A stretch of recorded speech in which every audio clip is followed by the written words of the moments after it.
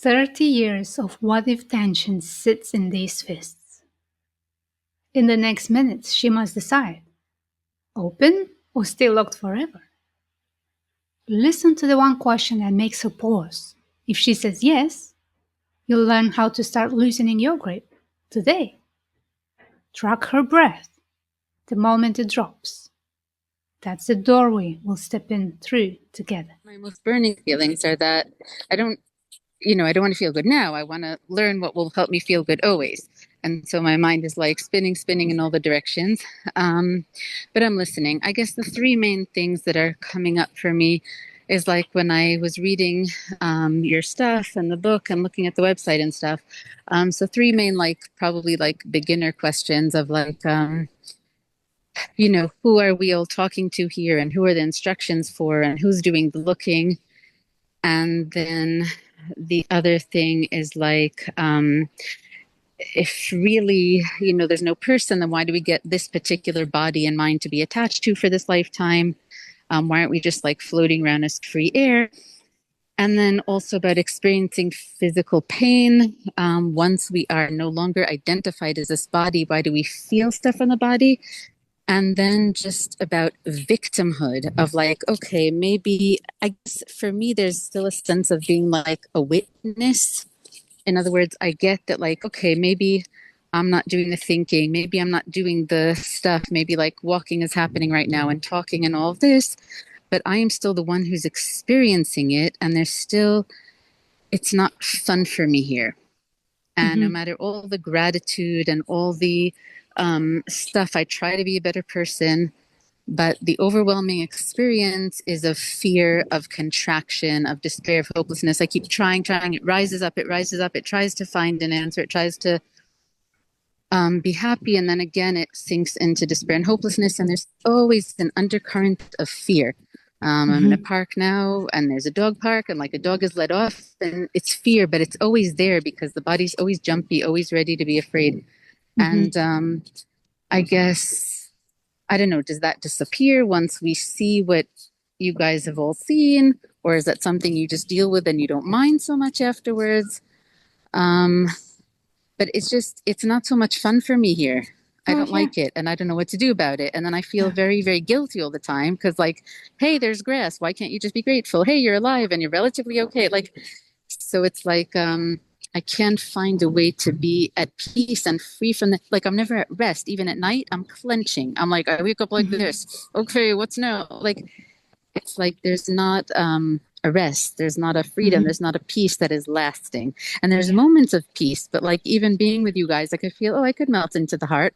But I know that the second I hang up, it's going to be, oh my God, there's dogs. Oh my God, my life. Oh my God, my health. Oh my God, this. Oh my God, that. And it's very uncomfortable. Yeah. Yes, I hear you. I hear you so much. Yeah. Yeah. Thank you for sharing.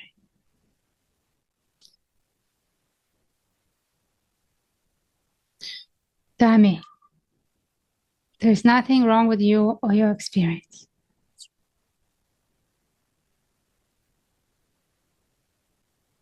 And that peace that you're waiting for is calling. It's calling, it's saying, well, there is something, something there worth digging for, looking for, searching for.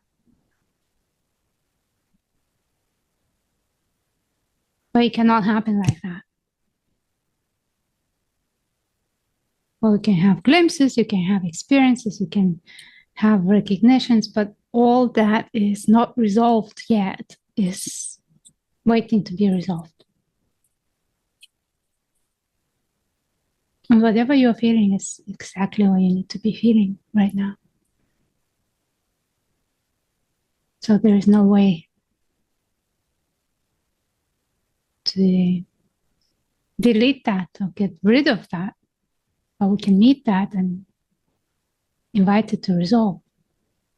And then little by little, there is more and more peace.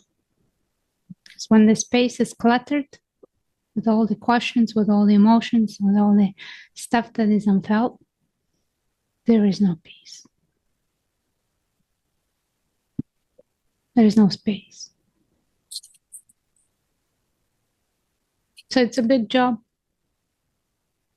Luckily, there's a shortcut. And the shortcut is seeing that there's nobody here. That question, who,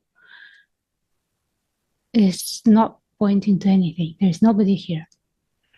Seeing that first kind of helps to deal with the old stuff, because it opens a bit of a distance. I'm here not as this entanglement. I'm here as a presence, as a space, as this beingness. Words no longer needed for that. It's felt, it's known. So for you, where to start? For you to start is, what are you feeling right now? What is here right now? Then we can look at that. Would you like that? Yeah, so you're saying like, should we look at like the thoughts that are wrong or the feeling? Like, what do you like to explore? Like, do I bring all my questions or do I? Okay, whatever is here. See, like in the beginning, there are lots of questions.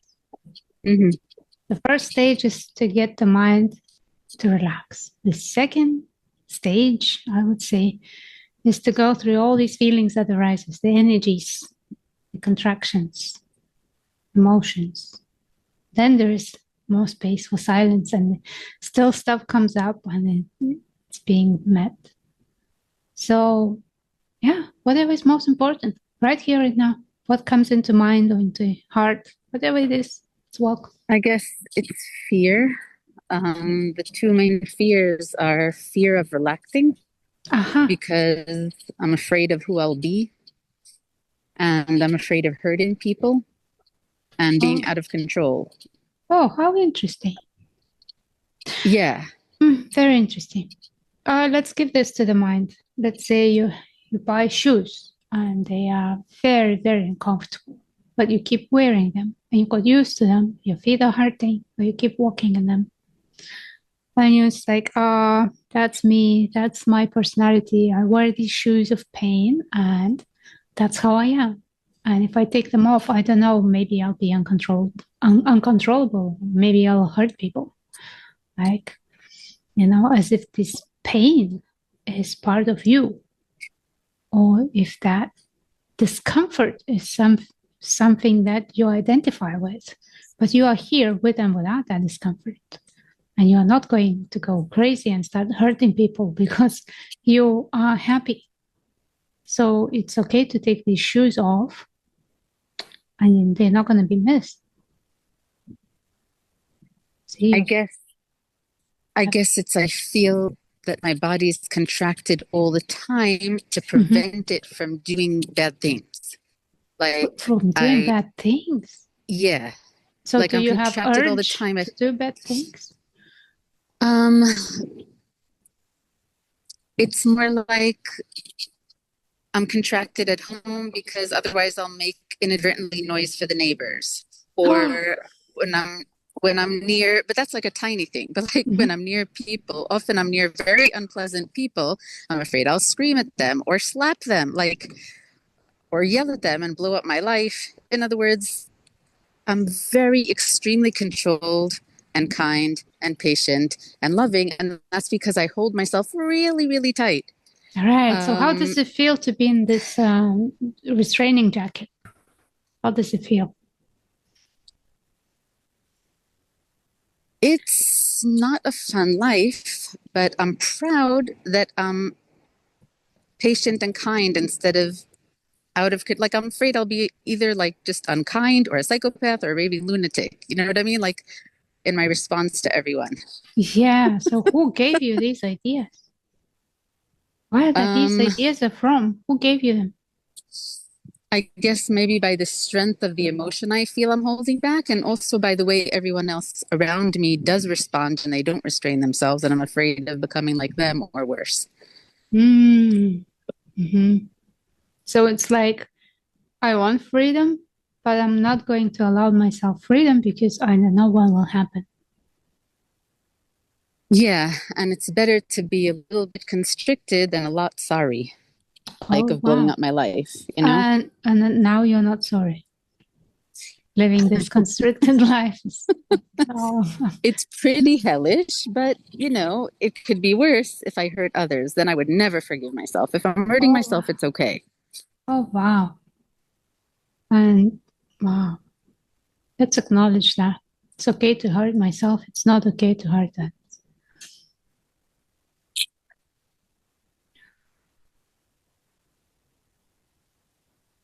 Yeah, and being out of control would not be kind to myself either. I want to be the person I want to be. You know what I mean?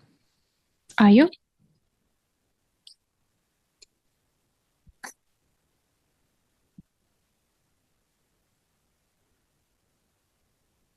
Yes and no, right? Yes and no. So maybe that control doesn't really work?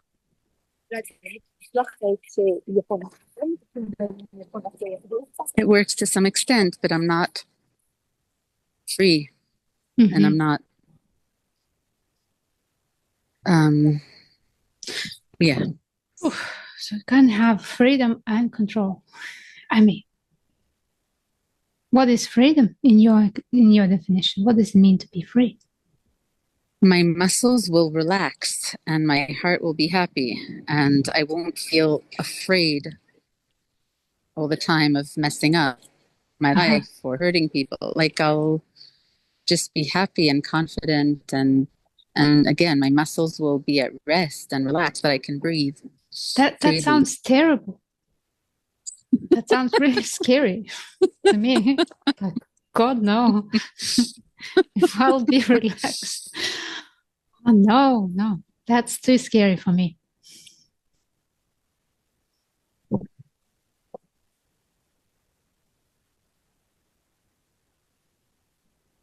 And what's more painful, to see what it's like to be free, or to never see what it's like and continue to the end of days with this contractedness?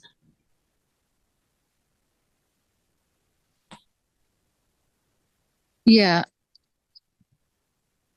I feel I'm getting older. I'd like to try something new before I die.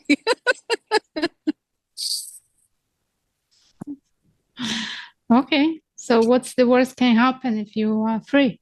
What's the worst that may happen if you're free, relaxed, and enjoying life? I don't know if I'd enjoy. I'm afraid I'd become one of those crazy people, that scream at everyone, like,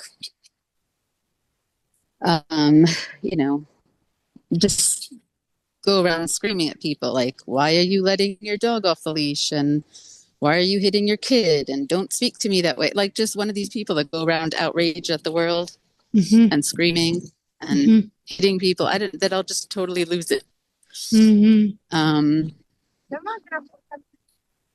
Does that happen or often? lose my mind, or does that happen often in your life? Internally, yes. Externally, I'm the Dalai Lama. So why would that start happening then? Again, because I'm holding the muscles very tight. It's like a horse that's reined in. You know what I mean? I'm like gripping on the reins all the time. And if I let go, this horse is going to go wild. Oh, wow. You know what? Fear. Yes, that's the fear. I hear you. Yeah. But the funny thing is, there is no control. There's one thing to control. There's no control. What do you mean there's one thing to control? One thing meaning desire. Oh, wanting. Or idea that I'm controlling. I want to control. Mm-hmm.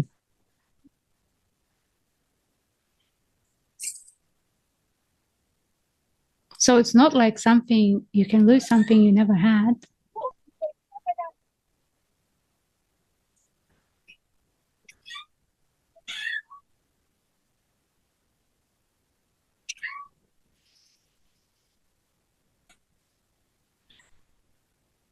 Yeah, I guess just ambivalence about the muscular contraction, but you're saying I'm not doing it?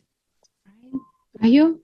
Are you doing that on purpose, or it's something that is showing up naturally for you now, like every day, automatically?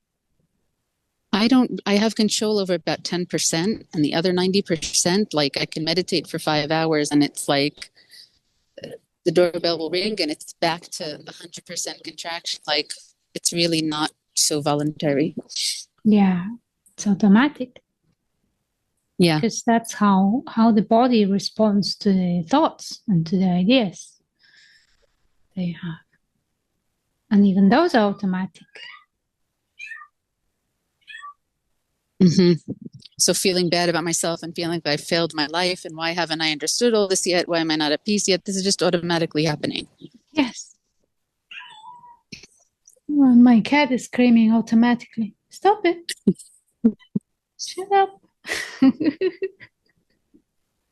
Meow meow. I think she wants to go out now. No. Yeah, she's crying. Once I have this story from a client. It's crazy, but every time she was flying, she would be sitting in a chair in a plane and she would work.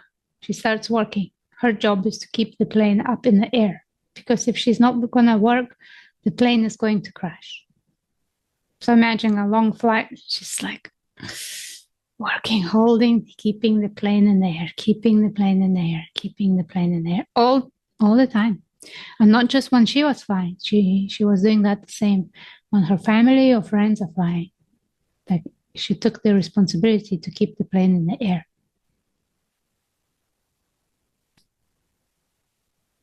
It's like that.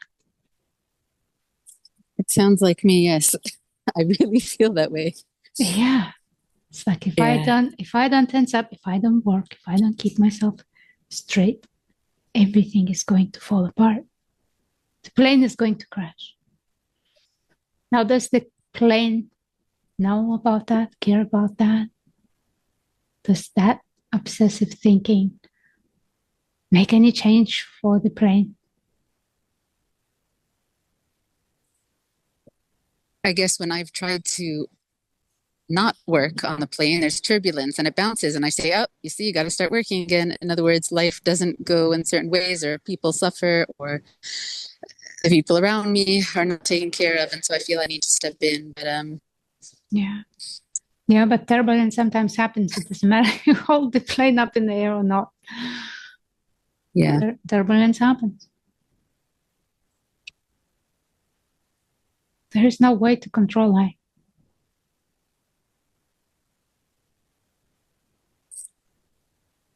So it's actually okay to take these shoes of pain. Bye-bye. And see what happens. Because nothing changes. Nothing changes.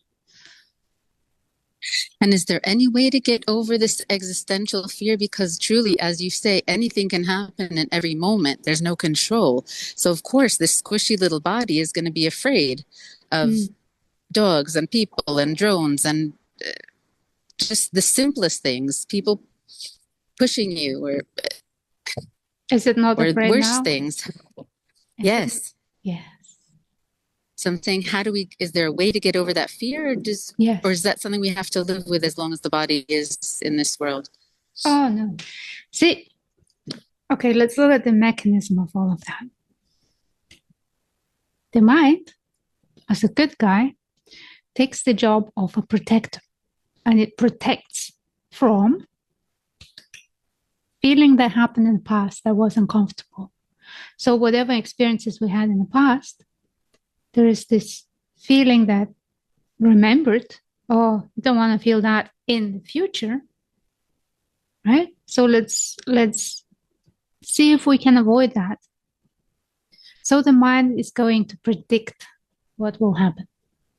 And by predicting, I mean, it will think what's the next thing is going to happen to be ready to avoid that uncomfortable feeling. That's a mechanism.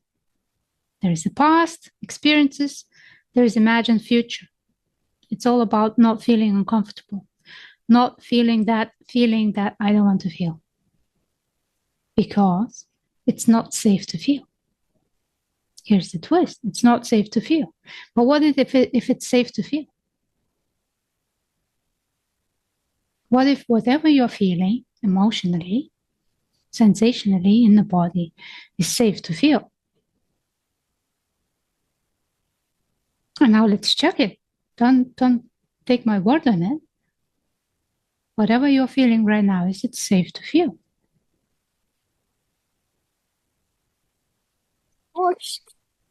Well, Yeah. right now, I'm like with lovely people who are present and earnest and quiet and care. But like in the general world, it doesn't feel safe to feel.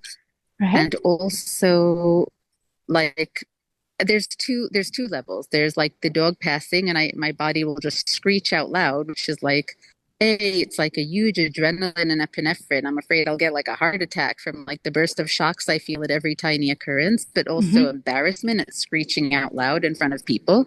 And like I then get like mortified.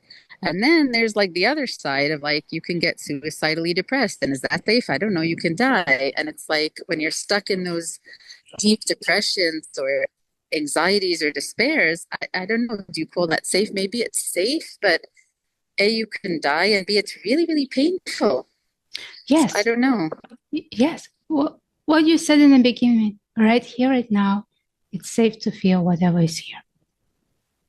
Now, as soon as we acknowledge that, the mind went for a trip into the future or the trip into imagined what if scenarios. This is where the unsafety is.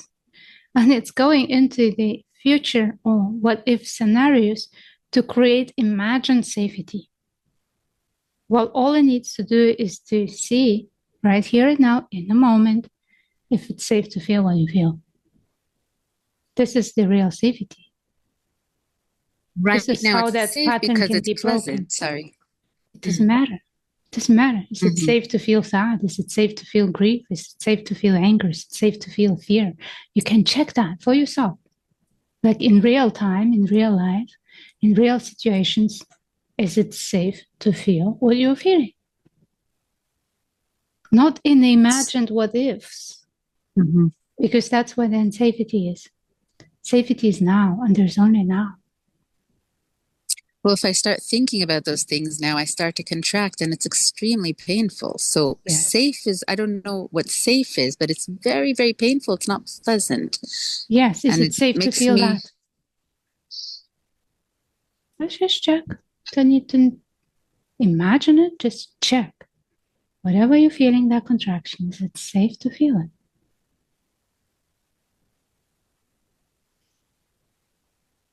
Well, the mind starts to spiral and then the body gets worse and it can just be hours of horrendous suffering. And yet you are still here. What's happening? Is it okay to feel it?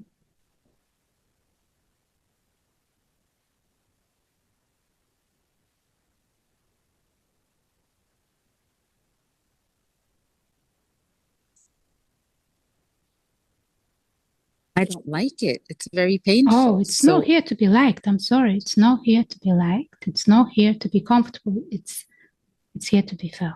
It's here to be seen, acknowledged, allowed. It also wants freedom. It also wants to breathe. It's not here to hurt you. It's here because it hasn't been allowed and it wants your attention.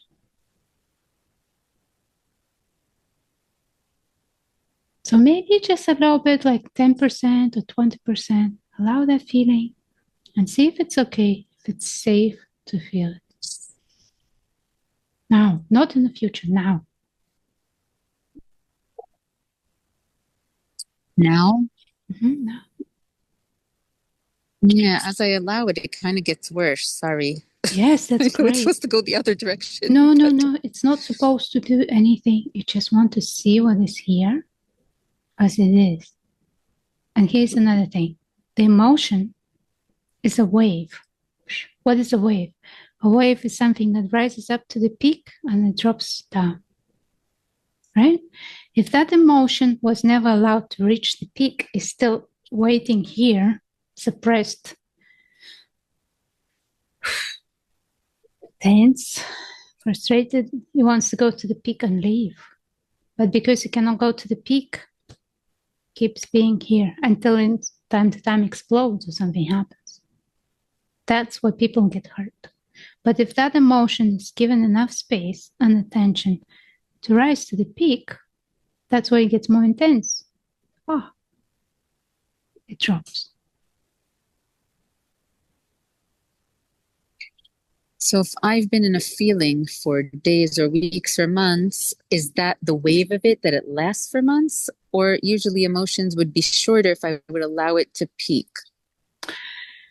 Right. Now, there is an emotion. There is also resistance. There is a tug of war. There's war happening between them. So there is a way for it to open gently and softly and kindly so they can peak and leave. And it seems like, oh, something is going to happen. Something is going to erupt. And it's like, poof, what? Nothing happened. But that emotion, it needs your attention to fulfill its way. The attention without resistance, like letting it be, allowing it to be as it is. That's the key. Take all these parts, all these energies that haven't been allowed, want to express, be seen, be allowed, be acknowledged, be loved, so they can leave.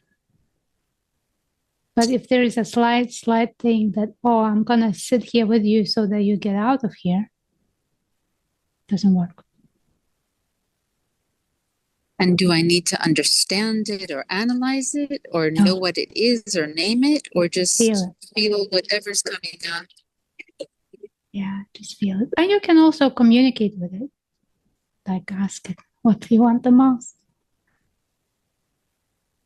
Like, do I need to know if it's fear, anxiety, or despair, or anger? Do I need to know that? If it wants to give its name, it's fine. But otherwise, you can just see it as energy. Just energy. It's not positive. It's not negative. It's here to be felt. It's not here to be judged or analyzed. It's here to be felt. And see, the mind is taking the position to protect you from feeling that energy. So we'll do anything to interrupt.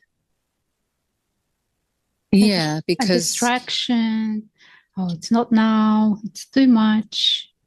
Anything. It will throw anything not to let you feel that, because it doesn't know that it's safe to feel. But you can show it. You can show it day by day in all different situations that it's safe to feel. I guess my experience was that I was for long stretches of time in terrible states. And so I want to avoid getting back to such existential despair and depression. I don't want that to happen again. It was horrendous. Yes. And so I'm always fighting, always trying to lift myself up, lift others up. I'm terrified of anyone going there and of myself going there. Yeah. Because I don't know, by some miracle, I got out of there alive, but I don't know if that'll happen again. I don't know how I survived that. So I don't want to go back to such states. And I feel it's my job to fight that every day. Yes. And that's what keeps it coming and keeps it going and keeps pressure building up.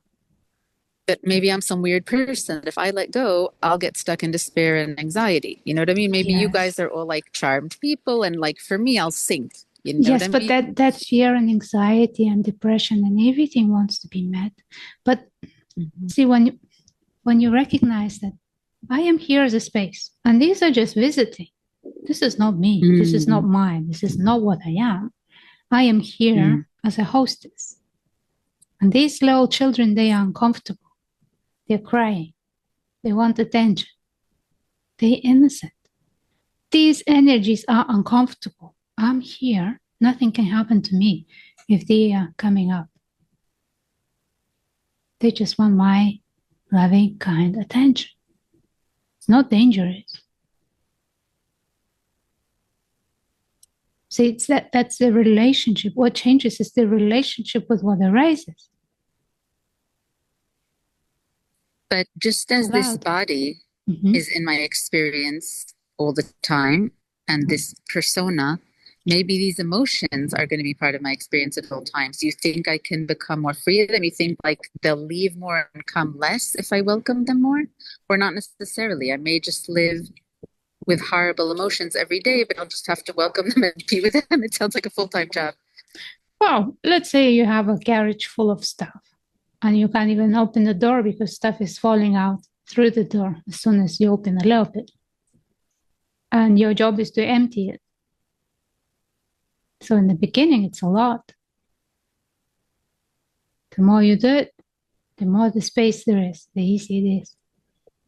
The more your system learns how to meet that it's okay, that it's safe. The key here, it is safe to feel. In whichever intensity, in whichever depth that emotional energy comes in, you are safe. So you think it's like a suitcase that will empty out if I recognize it, rather than like, this is life and I just have to every day face these difficult emotions. You think it's something that can empty out? Yeah. Yeah. Like, right, let's say this is the emotion that mind is protecting from not to be felt, but it's okay to feel it and it opens up. It doesn't have to protect from this anymore. The next one comes in. That opens up, right? That's sorted. The next one comes in. That's sorted. And it becomes kind of like a treasure hunt in a way, because you see that it works. When you see that it works, it's like, okay, bring it on. I'm not afraid anymore. Come on. Whatever else is ready, come in. So life continues and stuff happens. But that backlog of all these repressed, depressed, neglected emotions is carried on like on a heavy backpack that needs to be dealt with, needs to be met. Not dealt with like I'm going to sort it out to get rid of, but, oh, come on, please. There's space for you too. You're welcome. You're good. In that kind of way. And then things start shifting. And when you say that life continues, so that means that these things keep on arising every day, even once it's emptied. Oh, life no. means I mean, difficult things arise. Whatever is resolved is resolved.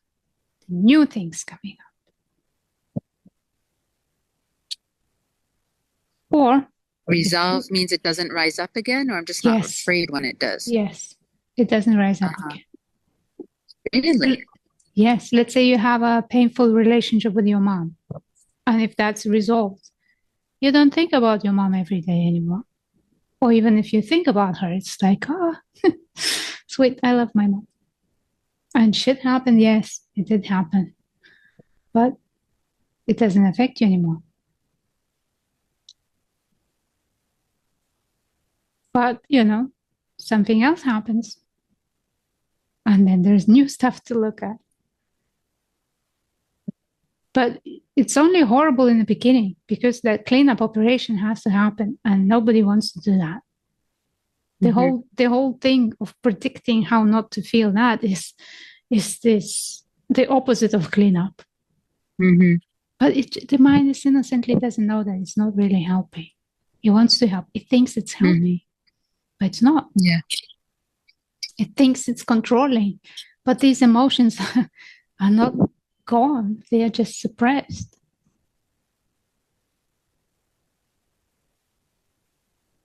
So there is no quick fix, but there is day by day. Let's say you give yourself half an hour every day just to feel what the heart wants to feel, no matter what. Just allowing it to feel, allowing it to be seen, acknowledging it, honoring it. Because none of these emotions are here to hurt you or to punish you. They are uncomfortable. They want freedom. You are the one that can give attention for them to free themselves.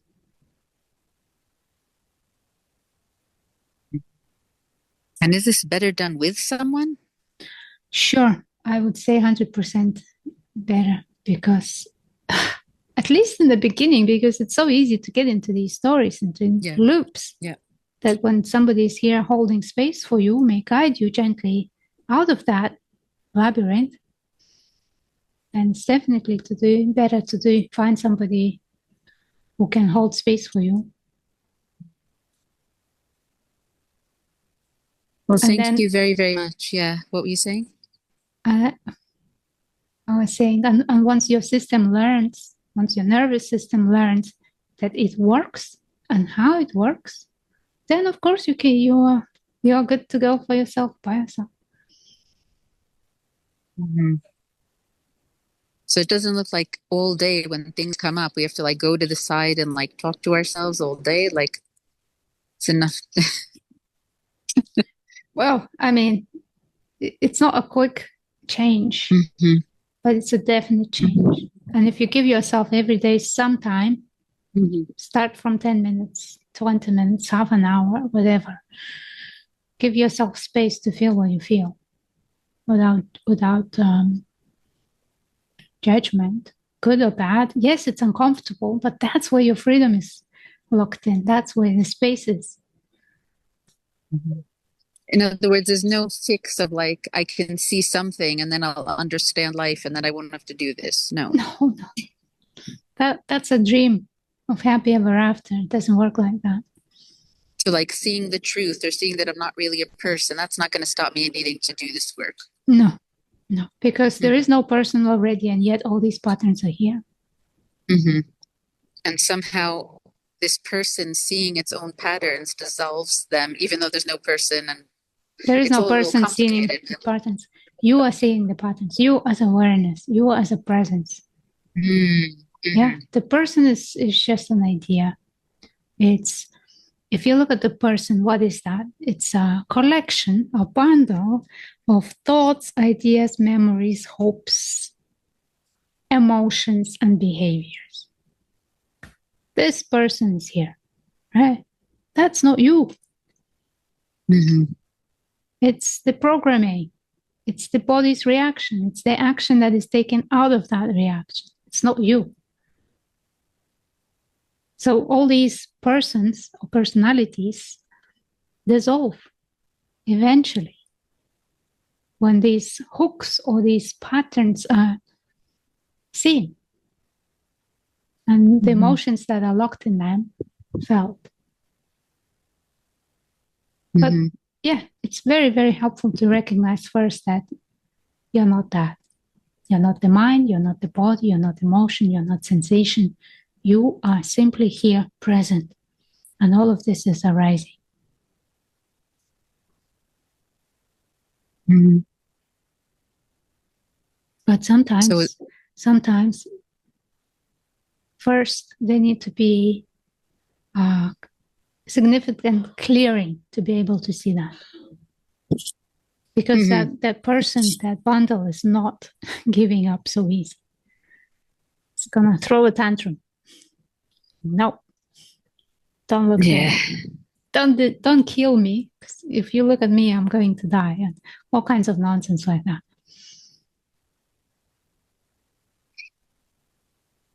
Yeah. So you would say that I'm here as the witness, and that's who you're talking to right now? Not even a witness. Just present.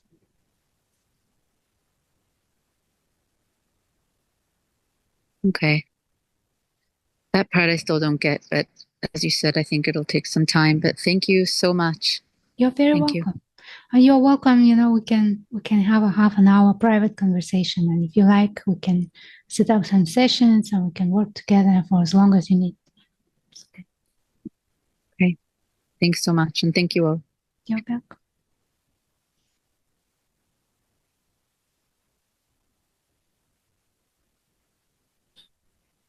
Yeah. As many of you know, and I went through this process. Yeah, in the beginning, it's intense. And still going. Okay, we have 10 minutes. Would anyone like to share or comment or say something? Okay. I don't know if, 10 minutes. I had a question, but I don't know if it'll be 10 minutes, but is it okay if I ask? Sure. Okay. So my experience is the actual opposite of the lady that spoke before. So I feel everything. full on and I don't resist it. So as a child, I've always been very sensitive and attuned to other people's emotions and energies. And then through this process, there's been the seeing of the self structure, and that's been softening. So the ego isn't getting in the way as much, but there's still like a sense of a self, even though now when there's something that comes up, whereas before I was identified with the thought where the thought was me, now it's like I have a friend that follows me around, but you know that the friend lies. So you're just listening to it, and the friend will say something, and you're like, that I don't believe that. But you're just listening to it going, okay, dear, whatever you say. But it's not, I don't identify with it. I'm starting to see that a lot of things, behaviors and energies and emotions are coping mechanisms that are starting to be seen through. Mm-hmm. And with that, because the coping mechanisms are leaving, the feelings that the coping mechanisms were trying to suppress, even though I've always tried to feel my feelings, but I didn't realize that these coping mechanisms were even in place. They seemed like just part of my personality until the personality structure started to soften. Yeah. And now I'm like, oh wow, like so I'm questioning everything energetically. Like, am I a nice, giving person, or am I people pleasing? Like, where's that energy coming from?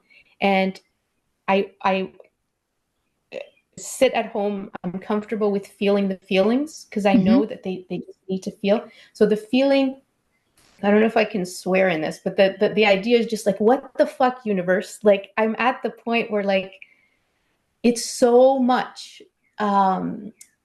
So anxiety is huge right now, just this constant of anxiety. And last week I had the first time where I actually sat with it fully, and I said, okay. And I felt comfortable doing this by myself. I said, okay, I will experience this anxiety full on. Let's go. And it was like the whole body. I was having trouble breathing, but in a like control. And it was interesting. It did fade after a while, but the anxiety and this energy still all the time. I am having trouble working because, feeling will come on and I will start crying in public. Like, it'll just, because it's so with the whole self-structure and awareness, I will, oh my gosh, it's almost like I'm in the world functioning as a human, and then I will sometimes retract into like a sense of awareness where I'm not a human anymore. Like, I'm just pure awareness. And in that moment, an emotion will come up and then it'll emote. And so I'm having trouble being a human. It's that whole relative and absolute sense. And I'm feeling so much, so intensely. Okay. And I'm trying I'm not trying to fight it, but it's really I'm having trouble functioning. Yeah. See, what you're saying, feeling so much and so intensely, that means your bandwidth is still holding how much feeling are allowed through.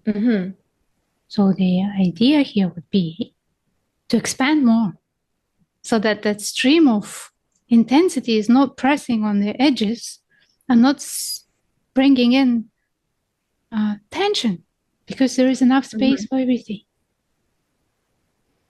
Right? Yeah, because I don't have a limitation of like, I care what people think. You know what I mean? Like, if I'm okay to like cry in public and have people look at me like, what is wrong? I don't care. Like, I'll let it come out. But it makes functioning in the relative world of, and anger is not an emotion that resonates. That's not how when difficult emotions come up, that for me it's tears and sadness. That's so I don't have a fear of like lashing out in anger. That's not how I feel. I don't mind what people think, but it never occurred to me to just like really, really feel. And I feel other people's energy. I feel their sadness. I feel, and the Do you want I'm that? getting more. There's senses of being oneness. I've had that moment where I was in a crowded room and I felt the oneness of like I was everybody. It was just for a brief moment. It happened only once. But so I have this like empathetic, like I can feel, I don't want to resist it and separate myself, but at the same time, it's a lot of energy. It's a lot of energy in the body. Okay to and protect fear yourself. It's okay to protect yourself. It's okay to have boundaries for you. Okay. To have your own that's space. The other thing. I have trouble with boundaries. I have trouble with boundaries. The boundaries are for you. Saying no and having people respect the no. Yeah, when you are so wide open and you are feeling everyone's energies, it may be very disrupting, and you can't function. But what if you allow yourself, give yourself permission to have your own space, to have your own space, your own. Like you don't have to feel everyone's energies unless you want to, because it's you who allows it in. So I'm trying to visualize like having my boundary of my energy, but at the same time, not letting that boundary restrict my energetic, emotional release. So it's more of controlling what comes in, but allowing the freedom to release out. Yes, allowing freedom for yourself to feel what you feel and letting everyone else to feel what they feel. It's not your job to feel their emotion.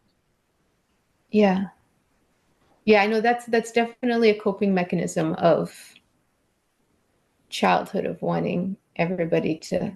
Yeah, but it's okay to feel it. It's a nice skill to have. But for your own health and safety and your own well-being, you are free. You can have your own space for you. And the anxiety and the fear and the nightmares that I've had to just. Well, as I spoke to the lady before, is just bringing the mind out of the pattern of predicting what will be, because the fear and anxiety is prediction what will be. To feel in order to feel safe, but you are safe already. You are safe right now, and you can play with that. And every day, many situations, 100 times. Am I safe right now? Is it safe to feel what I'm feeling? If the answer is no, question is that true?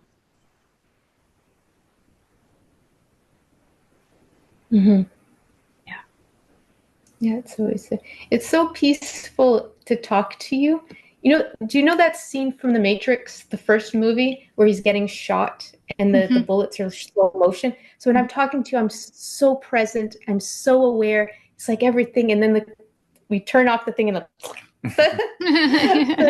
bullets fall. I'm like, wait, where was that beautiful? But when I'm with you, like you're just so present. And so it's beautiful. Oh, that's the goal. Like things can come in. I'm here. Welcome. Can't hit it when it's welcome. You can. Yeah. I give you a hug.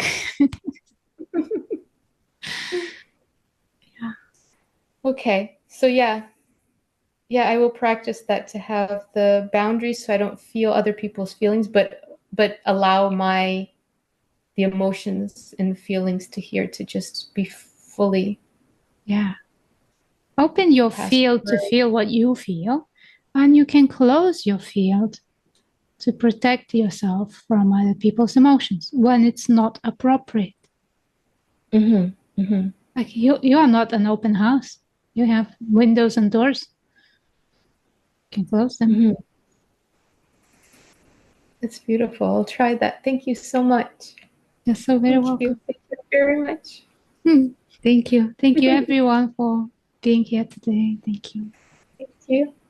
Yeah, and the next meeting is on the 15th. It's all about no self, the illusion.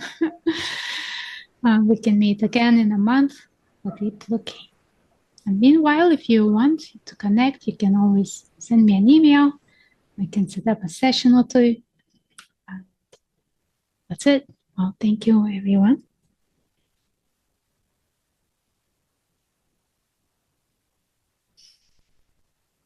Yeah, till next time. Thank you. Bye.